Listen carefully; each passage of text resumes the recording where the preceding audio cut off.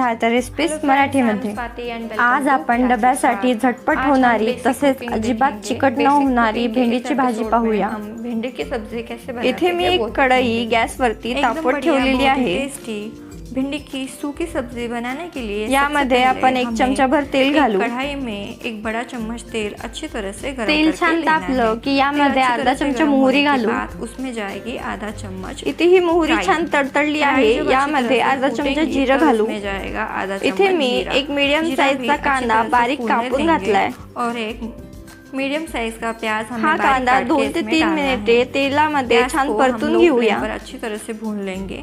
प्याज अच्छी तरह से भून के आपला कांदा छान परतून झालेला आहे। कटी हुई भेंडी इथे मी पाव किलो भेंडी स्वच्छ धुवून त्याच्या अशी काप करून घेतलेल्या आहेत। भेंडी जास्त बारीक कापायची नाही, थोडी मोठीच ठेवायची।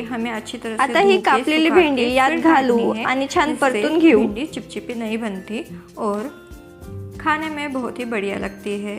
भिंडी हम मसाले में इथे मी भेंडी छान परतून घेतलेली आहे। आता आपण याला झाकून 3 ते 4 मिनिटे छान शिजवून घेऊ। ढककर ज्यादा देर तक पकानी 3 ते 4 मिनिटे झालेले आहेत। आता आपण एकदा ही भेंडी परतून घेऊ। वो चिपचिपी बनेगी।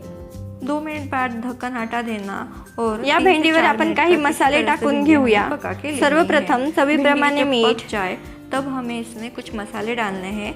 एक छोटा चमचा लाल मिर्ची पाउडर, तसेच पाव चमचा हळद और आधा चम्मच डालूंगी हल्दी पाउडर। आता सर्व मसाले भाजीमध्ये छान मिक्स करून घेऊ आणि 2 ते 3 मिनिटे ही भाजी छान शिजवून घेऊया, म्हणजे आपले मसाले ही छान वाफले जातील।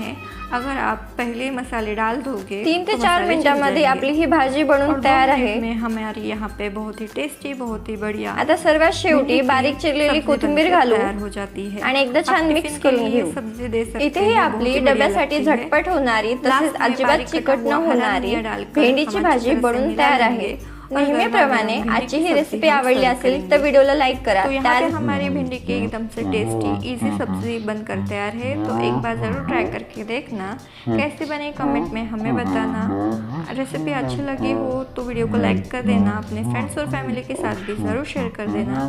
चैनल पे नए हो तो चैनल को सब्सक्राइब कर देना। जल्द ही मिलेंगे ऐसी एक नई रेसिपी के साथ, तब तक के लिए धन्यवाद।